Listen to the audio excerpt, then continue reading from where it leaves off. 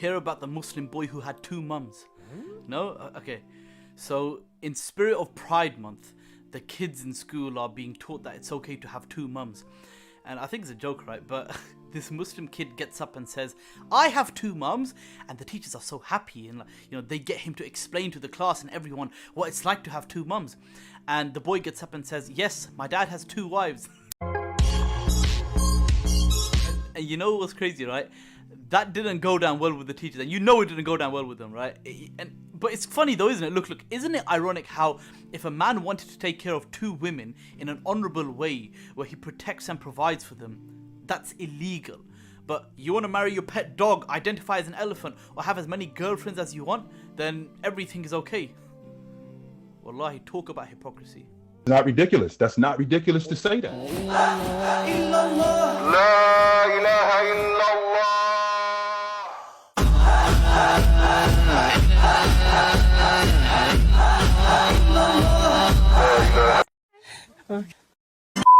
The problem is with women, especially women who want to have a traditional marriage, who will do things like you're mentioning, will be obedient. Here, you'll hardly find Muslim women who are religious. They do not want to be obedient, traditional Muslim wives. If a woman loves a man, she'll do all that stuff, man. How can you love someone and you're not doing anything that he wants? But they've been indoctrinated to think that that's subservience. They don't want to be oppressed. Well, I would say that, wallahi, if a brother marries a woman like that, he should give her some time and then he should divorce her. Like, I would actually say that. Wow. Because at the end of the day, she's not fit to be the mother of his child. He should give her a time period. So say, look, listen to me. I love you and you love me. What I want is, or whatever it is the guy wants, like fill in the blanks. Now, let's say she fulfills 60% of that. If the woman goes below 50% for more than 6 months, you must take action. You can't live like that for the next 30 years. Give her talaq. Not 3, just 1. You go to somewhere else, your mum's house, you live somewhere else. And if she doesn't come back to you, maybe it's not worth you being with her. If you can't manage controlling the behavior of your spouse, then you're not really a qawwam. You are an equal in the relationship, and you cannot afford to be an equal in the relationship. Assalamu alaikum. I see you guys are enjoying my content, but you are not subscribed.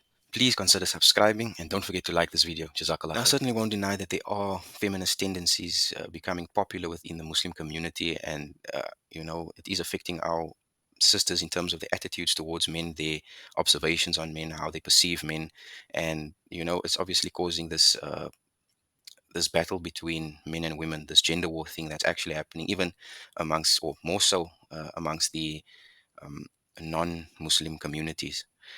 And I'd firstly like to say that it actually starts off by the men. I think that if, for instance, fathers are able to guide their women, both obviously with their wives and their daughters, towards an Islamic approach on gender roles, then I think this would be helpful. So I think obviously, in essence, women latch onto men, and women are the ones who need those guidance from their leaders, from men, from their husbands, from their fathers.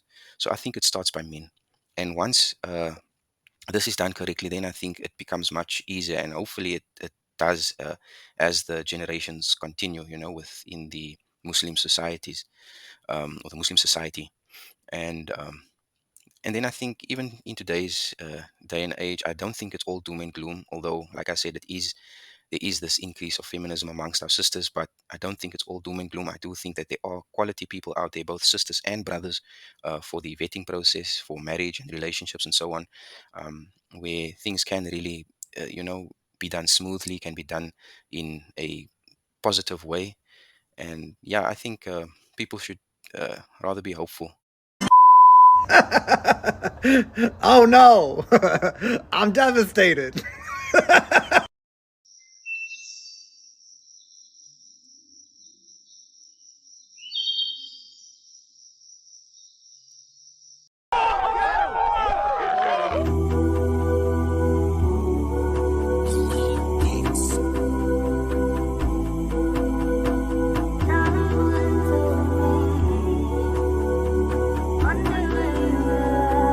The hijabi girl who sent a text to her husband and said to him, I'm thinking of taking my hijab off. His response was, really?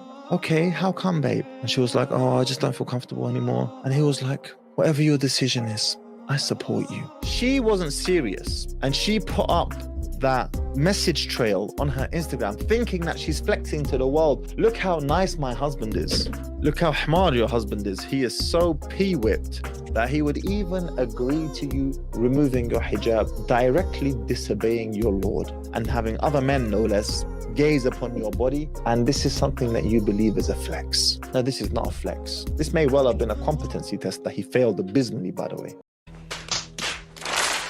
Look, I think that should be one of the criteria. As for a man who is looking for a woman, she needs to be of those who are covering, who are covering correctly, of course, and added to the other criteria, such as respecting her parents, being gentle, being having a submissive attitude towards towards their fathers and brothers and so forth, just so that you have an idea as to what type of person she would be towards you, right? I know there's a lot of triggering when it comes to this word submissiveness from women, but it is an Islamic concept, I believe. I do think that, I mean, it's basically said that women should be obedient to husbands. So I think this is a valid word, quote unquote, submissiveness. In any case, I do think that hijab should be one of the forefront criteria for the vetting process. And if it is that she's not observing the hijab, then I think it should be mentioned to her that this is what you wish for her to do. And if it is that she don't accept this wholeheartedly, then I think then just move on to the next. Of course, let it be that there are some other criteria or check boxes that you need fulfilled. It's wedding season again, and so this question is very common. His money is my money. What does it mean? What does Islam have to say? This question is perhaps more common from the brother's side. So in the Quran, Allah says in Surah Al-Talaq, أعوذ بالله من الشيطان الرجيم لينفق ذو سعة من سعته ومن قدر عليه رزقه فلينفق مما آتاه الله لا يكلف الله نفسا إلا ما آتاها سيجعل الله بعد عسر يسرا. Allah has a principle, Allah has a system. He never demands from anybody more than they can bear. In our religion, there is nothing more than we can bear or physically are capable of. Allah says, ما جعل عليكم في الدين من حرج. And so He doesn't demand anything more than we can bear, even for Himself, Allah. Allah doesn't demand it.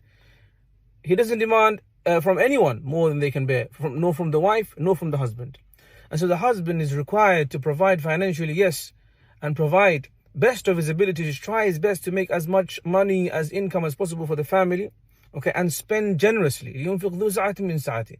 And if he has a financial difficulty, then the family should bear patiently with him. سيجعل الله بعد عسر يسرا. From difficulty will come ease, inshallah. But it does not mean that all of the money is belonging to the wife. Rather, it means that which is necessary for the household. And on that note, guys, Jazakallah khair for tuning in. Please don't forget to like, share, and if it is that you enjoy my content, definitely subscribe. Jazakallah khair. Assalamu alaikum wa rahmatullahi wa barakatuh.